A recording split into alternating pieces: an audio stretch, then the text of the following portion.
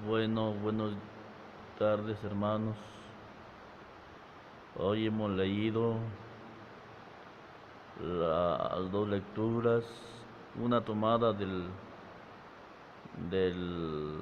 Génesis, el Evangelio de Mateo y el Salmo.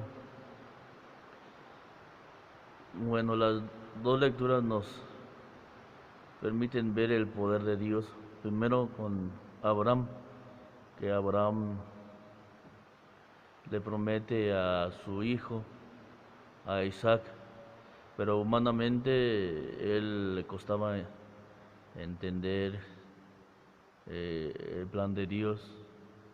Dios le promete que va a tener un hijo, pero el problema es que ya era anciano, ya tenía 100 años, su mujer tenía 90 años, pero Dios cumple todo lo que dice. Dios eh, no es como nosotros que decimos y prometemos y no cumplimos. Pero aquí viene la importancia de tener fe en Dios, de que Dios sea realmente nuestro Padre, que realmente sea y que creamos realmente que tiene poder.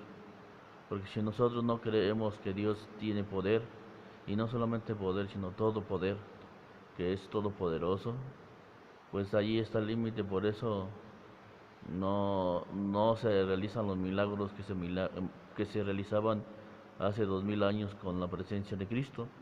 En el Evangelio vemos de cómo hay un leproso y le pide que lo sane. Jesús, aquí hay otro punto muy importante de que Jesús lo manda con el sacerdote para que conste que está curado. O sea, Jesús no va a estar este, alejado de la jerarquía de su iglesia. Se escucha por allí que Jesús no fundó ninguna religión, que Jesús que nomás quiere que nos salvemos.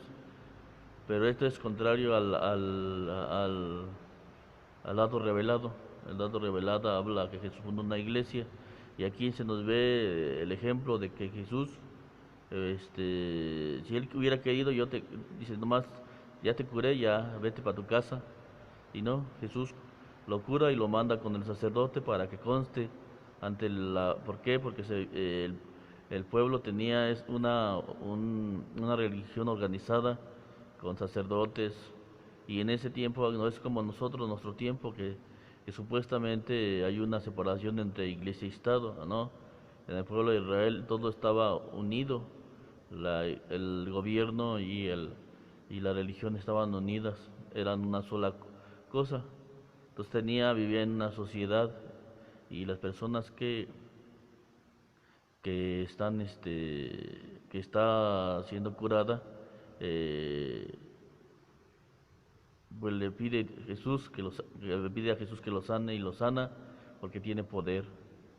Así también Dios Padre en Génesis nos demuestra su poder, diciéndole que va a cumplir con su promesa de mandarle un primogénito a su edad de 100 años. Vemos cómo humanamente es algo imposible. Si nosotros vemos a los 7 años, ¿quién puede este, procrear? A los 90 años de ancianidad, ¿qué mujer puede hacer, tener un hijo a esa edad? Si Sara nunca había, Sara no pudo tener hijos. Ella permitió, le dio su esclava Agar para que por medio de ella tuviera un hijo, como que queriendo ayudarle a Dios. Pero en el plan de Dios, él no era de que tuviera un hijo de otra mujer, sino de su esposa. O sea, la fidelidad. Él quería que Sara fuera la, la madre de Isaac, que después vendrá a ser Isaac.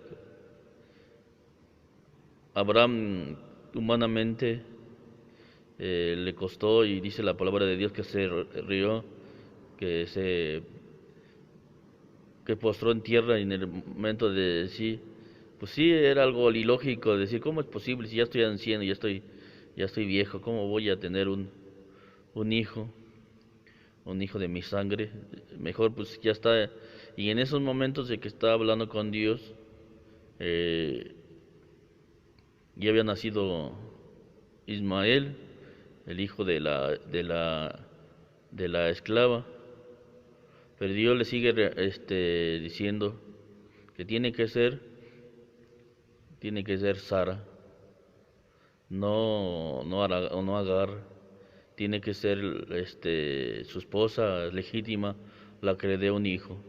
Y después veremos, y casi al final del texto de la lectura dice claramente que, que en un año va a tener el hijo de la promesa, el hijo que Dios le promete para que cumpla de que su descendencia va a ser la dueña de esa tierra, sí, la dueña de esa tierra, de esa tierra prometida que ya después vendrá con Moisés y las 12 tribus de Israel, las que se cumpla esa promesa real de lo que Dios le había prometido. Pero aquí es eso lo importante, que nosotros tengamos fe suficiente ante cualquier situación humana que nos cueste en pensar que no se puede, no puede porque humanamente nosotros creamos que no se puede humanamente, pero para Dios nada es imposible, para Dios todo es posible. Vemos la curación del leproso, y también en el leproso la lepra es un símbolo del pecado, que todos estamos enfermos de lepra y que necesitamos a Jesús que nos cure de esa lepra del pecado. Cada quien sabe sus pecados, cada quien sabe su debilidad, que nos aparta de Dios, que no nos permite vivir adecuadamente, de no tener paz y tranquilidad. Así el leproso no podía estar. Aparte del leproso, en aquel entonces, una persona que fuera leproso ya era algo muy malo, porque ya era rechazado de la sociedad, ya no podía vivir en donde con su familia, con sus hijos, con su esposo, con su esposa. Quien le diera esa enfermedad ya estaba rechazada de la sociedad. Por eso los mandaban a leprosarios, a lugares donde estaban apartados de la ciudad, y aparte tenían que llevar una campana cuando iban, para que la gente se diera cuenta y huyera. Actualmente estamos viendo una pandemia que no es tanto así, pero sí da miedo. A mucha gente le da miedo esta pandemia que estamos viviendo, y ha hecho muchos estragos. Mucha gente ha muerto por esta pandemia, pero en aquel entonces era algo. Hoy por lo menos nosotros tenemos adelantos. En aquel entonces se veía como algo, por ejemplo, no se veía como algo de una enfermedad por sí misma, sino como una maldición de Dios por sus pecados. Se veía de esa forma. Entonces, tenemos que ver esta situación, que el pecado nos aparta de Dios y nos aparta del hermano, nos aparta de todo. Cuando nosotros pecamos, nos apartamos de Dios, aunque aparentemente no.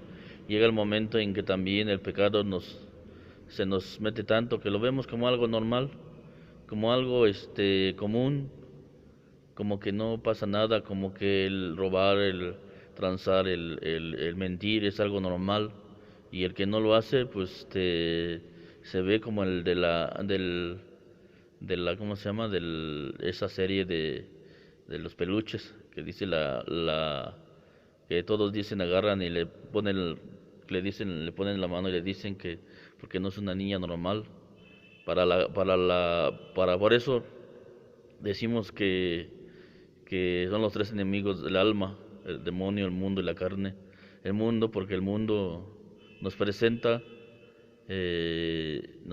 situaciones que todos hacen, todo el mundo hace, y que si nosotros no estamos de acuerdo con lo que dice el mundo, pues ya se nos tacha, que no somos normales, porque el mundo así nos plantea que es normal robar, normal, aunque no sea así directamente robar un peso, 2 pesos, decimos, no pasa nada, eso. Recuerdo una vez tenía una novia y estaba, pues, era madre soltera y en la mañana iba, y como están siempre las mujeres corriendo de ir y venir, recuerdo que agarra y va y compra pan y le dan más de cambio y ella agarra y le digo, pues no, eso no deberías de agarrar y llevar el cambio, pero se molestó y no me hizo caso así y agarró y se fue. Son cosas tan sencillas, fácilmente ofendemos a Dios, fácilmente caemos en la lepra del pecado. Pero Jesús, si nosotros nos acercamos al sacramento de la reconciliación, a la confesión, Dios nos libera nos cura de esa enfermedad de la lepra del pecado. Pidamos a Dios que nos ayude a liberarnos y estar en paz conforme a su voluntad y poder creer y confiar plenamente que Dios cumple todo lo que todo lo que Él dice, Él lo cumple y que confiemos plenamente. Si tenemos una enfermedad terminal, una enfermedad como el cáncer, ahorita esta enfermedad del COVID, la diabetes, eh, el azúcar o alguna otra enfermedad que muchas veces los médicos ya, el alcoholismo, la drogadicción, la depresión, que es una enfermedad muy mala, el que se deprime llega a morirse, soledad, tristeza, angustia. Pidamos a Dios y confiemos que Dios nos puede curar todas las enfermedades. Él nada para Él es imposible, pero creamos realmente que Él tiene poder. Pidámosle con esas palabras, auméntame aumenta mi fe para que pueda yo confiar, porque hay muchas personas que yo he visto. Conozco un vecino que está enfermo y ha pedido y ya no va a misa, pero pues así como que se ve el desgano, que ya está enfermo. Y es eso lo que muchas veces la enfermedad, unido a la psique, a nuestras emociones, nos permite ver la realidad, que pudiendo vivir una vida normal, sin necesidad de estar pensando que estoy enfermo, creo que nos enfermamos más por el miedo, las emociones. Por ejemplo, lo he dicho que esto de la pandemia fue más fuerte, el miedo, la psicosis que se llevó, que nos llegó de estar encerrados, y eso llevó a que muchos se enfermaran, no tanto porque realmente les haya tocado, o sí les llegó, pero como que el miedo nos hace más inmunes, no es la palabra inmunes, sino que más débiles a la enfermedad, más fácil nos va a dar si tenemos miedo. Pero la fe es el antídoto contra el miedo. El miedo no nos permite, por una parte el miedo puede ser positivo, otra parte el miedo puede ser negativo. Hay un miedo normal que todo el mundo lo tiene cuando cuando estás ante un peligro, el miedo es normal. Pero ya cuando el miedo se vuelve más fuerte, y yo muchas veces a mucha gente le vi ese miedo, aunque lo disfrazaban de precaución. Es que yo por precaución, yo recuerdo una ocasión que fui a buscar un trabajo, el primer día que fui a ver al cliente, no llegué avisando, no le avisé, y recuerdo que no me quiso abrir y me dijo, bueno, venga mañana. Y fui al otro día, pero todo el momento que estuve con él, me enseñó dónde estaba el trabajo, nunca se me quiso acercar, nunca se me quiso acercar. Estaba siempre alejado de mí y a donde yo iba, como que me alegaba luego para darme su tarjeta, me lo dio de así con la puntita de los dedos, casi con las uñas, porque tenía miedo, se le veía el miedo, aunque muchas veces se disfraza de precaución. Y yo no digo que se tomen las precauciones debidas, sino que confiemos que Dios tiene todo poder. Por ejemplo, ahorita me veo con mi tapabocas y aquí estando solo, pero de todos modos, yo no lo uso así nada más, porque ya uno se acostumbra, ya te acostumbras a traer el tabaco, pero también yo en sí desde el principio yo no estaba de acuerdo con todo eso y no tenía miedo, pero por otra parte también el no hacerlo por mí mismo, hacerlo por los demás, por las demás personas.